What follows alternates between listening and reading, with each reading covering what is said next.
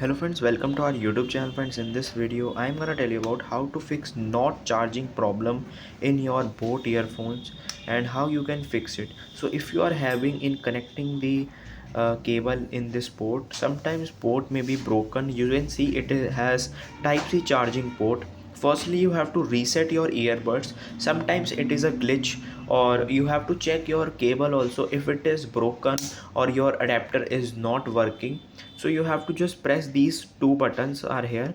These are not touch buttons, so you have to tap on these two and then you have to just reset these, and you have to reset your mobile phone's Bluetooth also, and then you have to connect this and it will be connected and it will be charging. If there is any problem, you have to go to nearby service center, so you can check if there is an internal damage, if it is a battery problem or something.